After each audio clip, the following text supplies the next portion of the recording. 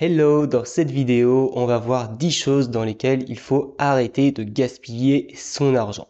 Et pour ceux qui me connaissent, vous savez, je ne suis pas un pro réduction des dépenses et je préfère plutôt me concentrer sur comment augmenter mes revenus. Mais il y a des dépenses qui coûtent horriblement cher et qui ne prennent pas de temps à stopper. En stoppant les 10 dépenses qu'on va voir dans cette vidéo, tu vas pouvoir te créer un gain d'argent non négligeable que tu vas pouvoir investir pour préparer ton futur ou alors investir dans des projets du moment. La première dépense dans laquelle beaucoup de personnes gaspillent leur argent, c'est tout ce qui va être vestimentaire, que ce soit achat de vêtements de marque ou achat de vêtements à la mode. Pour ce qui est des vêtements de marque, alors je ne dis pas qu'il ne faut pas en acheter. Acheter de la qualité, acheter des vêtements qui durent dans le temps, c'est une bonne chose. Mais il y a des vêtements low cost qui durent également dans le temps. Donc en fait, il faut faire attention. Est-ce que tu achètes des vêtements de marque parce que c'est une marque ou est-ce que tu achètes des vêtements de marque parce que tu sais que c'est des vêtements qui vont tenir dans le temps et donc sur le long terme, au final, ça te fait économiser de l'argent. Mais si c'est uniquement pour l'estime de soi et surtout l'image que tu veux donner aux autres, dans ce cas, c'est pas vraiment utile. C'est pareil pour la mode. Effectivement, tu peux acheter des vêtements qui sont à la mode, mais acheter des vêtements plus intemporels, c'est beaucoup mieux. D'un côté, tu as les vêtements à la mode, mais la mode, elle change tout le temps. Donc, si tu veux suivre la mode, tu vas devoir renouveler tes vêtements régulièrement, alors que ceux-ci ne seront pas usés. Ça va te créer un gros gaspillage d'argent, alors que si tu as des vêtements intemporels, ça va passer partout, ça va te tenir longtemps et ça va t'éviter de gaspiller de l'argent tous les ans dans de nouveaux vêtements à la mode. La deuxième chose à laquelle il faut faire attention, c'est tout ce qui va être manger à l'extérieur. Tout ça, ça coûte horriblement cher. Je ne dis pas, encore une fois, qu'il ne faut pas manger dehors, mais il faut être rationnel dans ses choix. Est-ce que manger tous les jours dehors, c'est une bonne chose? Est-ce que tu ne peux pas te faire à manger de temps en temps?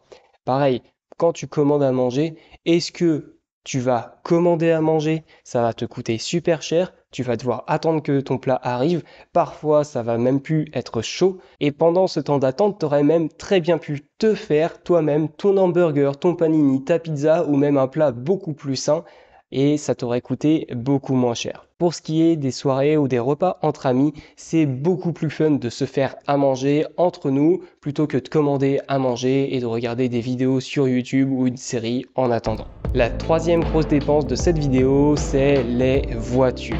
Les voitures, je t'ai déjà fait une vidéo dessus, c'est la dépense des pauvres. Et dans les voitures, aujourd'hui en plus, on a tendance à faire des grosses voitures donc qui coûtent de plus en plus cher. Et si tu achètes justement ces voitures, eh bien, ça va t'appauvrir encore plus parce que la voiture va perdre énormément de valeur juste après l'achat. Et en plus, ça va te coûter énormément d'argent tout au long de la vie de l'utilisation de ta voiture. Alors, je dis pas pour certaines personnes, une voiture est obligatoire. Par contre, est-ce que c'est une obligation d'acheter la voiture neuve ou une voiture qui a juste 2-3 ans avec tout l'arsenal de technologie? Pas forcément. Et est-ce que tu as une voiture pour, par exemple, les sorties en famille? Bon, bah, dans ce cas, est-ce que c'est pas mieux de louer une voiture plutôt que d'avoir une voiture H24 chez soi? Peut-être même que pour avoir cette voiture, tu vas devoir payer un parking. Dans ce cas, ça va te coûter encore plus cher. Donc les voitures, vraiment, il faut faire attention. C'est un très gros poste de dépense. Ça fait partie des 3 plus gros postes de dépenses des Français.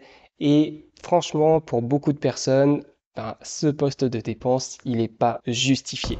Les gadgets électroniques et surtout tout ce qui va être les améliorations de ces gadgets. Je vais prendre un exemple très simple, le smartphone.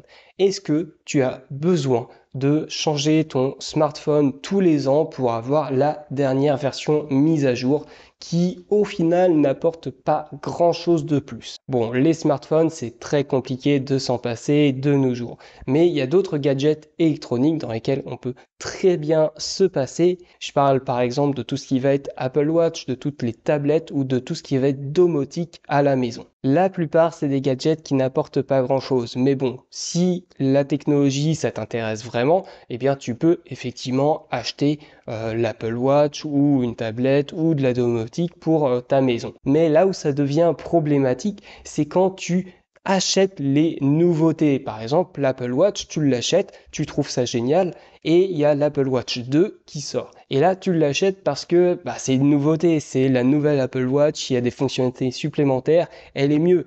Mais en fait, ça ne va pas t'apporter grand-chose parce que tu avais déjà l'Apple Watch. Quand tu l'as acheté, ça t'a changé la vie, entre guillemets, et donc tu étais super content de ton achat. Tu avais vraiment un ratio entre l'argent dépensé et le bonheur engendré qui était très bon.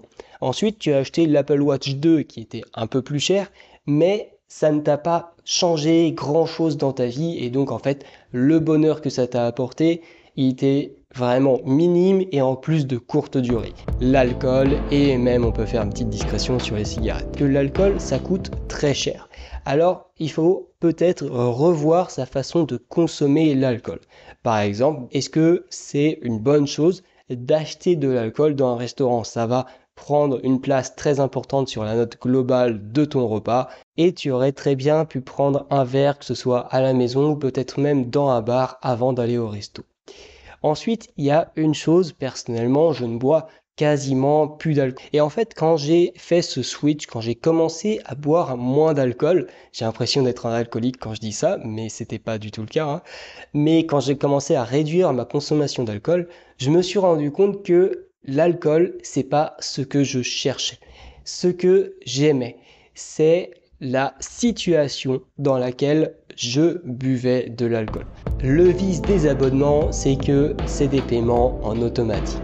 Donc en fait, tu peux très bien souscrire à des abonnements, ne pas les utiliser et tu ne vas même plus te souvenir, même plus te rendre compte que tu as toujours ces abonnements qui sont actifs parce que les paiements se font en automatique. Tu vas juste voir une petite ligne rouge s'afficher sur ton compte en banque et c'est tout. Et le problème, c'est que si tu fais ça avec un abonnement, en règle générale, c'est pas trop grave, ça coûte généralement pas trop cher. Mais si tu fais ça avec un, puis deux, puis trois, puis quatre abonnements, tu vas te retrouver à payer une centaine, voire plusieurs centaines d'euros d'abonnement et peut-être que la moitié ne va pas être utilisée ou alors tu vas l'utiliser vraiment une fois de temps en temps. Dans ce cas, ce qu'il faut faire, c'est que tous les 6 mois ou tous les ans, par exemple, eh bien, tu fais un check, tu regardes tous les abonnements que tu payes et de cette façon, tu vas pouvoir économiser plus facilement plusieurs centaines, voire milliers d'euros par an. Avoir un palace, c'est cool, mais en soi, ça sert pas à grand chose. Bon, ce que je veux dire par là, effectivement, c'est pas le cas de tout le monde, mais ce que je veux dire, c'est que pour beaucoup, on a des logements qui sont trop grands par rapport à nos réels besoins. L'objectif n'est pas de dire, voilà, vis dans un studio, mais plutôt de revoir sa conception de quoi est-ce que j'ai besoin. Je vais prendre un exemple personnel. Dans ma famille, on est beaucoup maison. Et une maison, c'est grand. Une maison, c'est de l'entretien. Une maison, c'est des frais. Pareil pour les grands appartements, hein, mais en tout cas ici pour les maisons.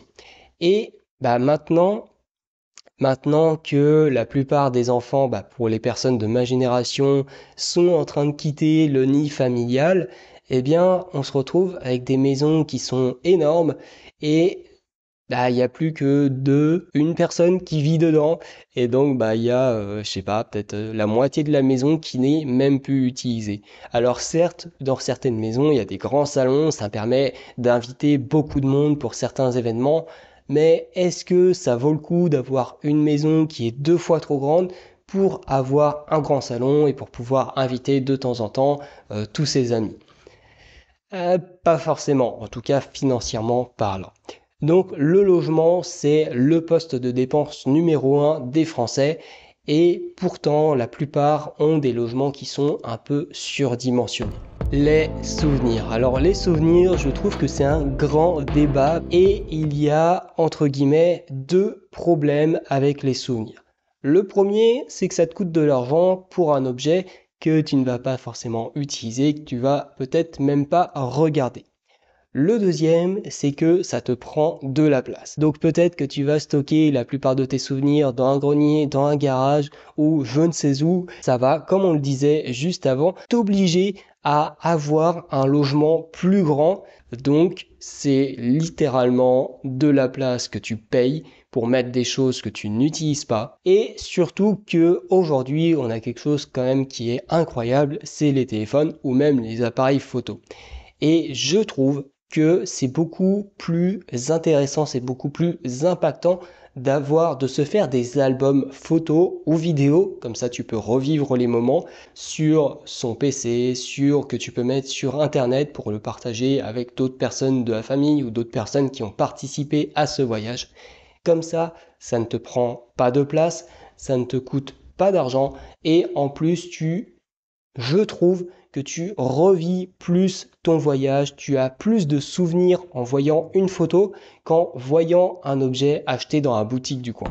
L'avant-dernière chose dans laquelle beaucoup de personnes gaspillent leur argent, c'est tous les objets qu'on ne comprend pas. Tout à l'heure, je te parlais par exemple des tablettes. Quand les tablettes sont arrivées sur le marché, beaucoup de personnes ne comprenaient pas leur utilité. On a d'un côté les PC portables, de l'autre côté on a les smartphones. Pourquoi avoir un entre-deux? Et au final, il y a beaucoup de personnes qui donc lisaient les avis, ah les tablettes c'est génial, etc., qui ne comprenaient pas vraiment pourquoi c'était bien ou comment ça fonctionnait, et pourtant certains en ont acheté. Dans ce cas-là, elles ont acheté quelque chose qu'elles ne comprenaient pas. Si elles ne l'avaient pas fait, elles auraient de toute façon essayé une tablette un jour ou l'autre, que ce soit chez un ami ou dans un supermarché.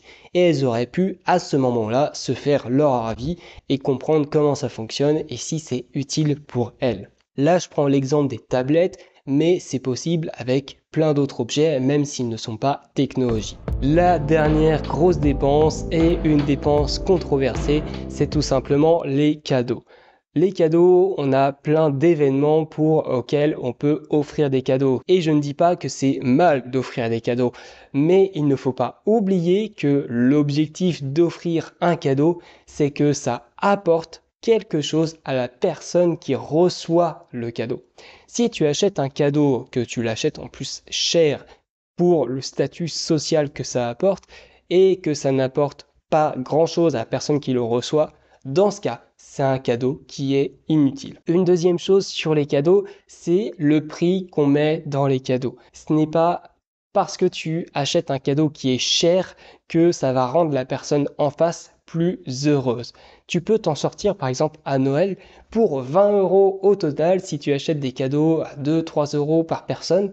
Si du moment que ces cadeaux apportent quelque chose, apportent une réelle valeur aux personnes qui le reçoivent, eh bien c'est ok. Maintenant, bien entendu, toutes les dépenses que j'ai citées, certaines peuvent être des passions. Si c'est le cas, si c'est une de tes passions, il faut bien sûr réfléchir autrement à comment tu dépenses ton argent. Parce que le ratio entre l'argent dépensé et le plaisir que ça engendre est disproportionné. Et donc, c'est ok si tu dépenses plus dans cette catégorie de dépenses. Mais maintenant, tu as en tout cas 10 grosses dépenses dans lesquelles tu peux arrêter de gaspiller ton argent. Et tous les conseils que je t'ai donnés dans cette vidéo ne représentent qu'une infime partie des conseils que je donne. Pour recevoir la totalité de mes conseils sur l'argent, sa gestion, son investissement et side project, rejoins les lettres économes et toutes les semaines, je t'enverrai un mail avec mes meilleurs conseils. Prends le contrôle de ton argent, prends le contrôle de ta vie. Allez, salut!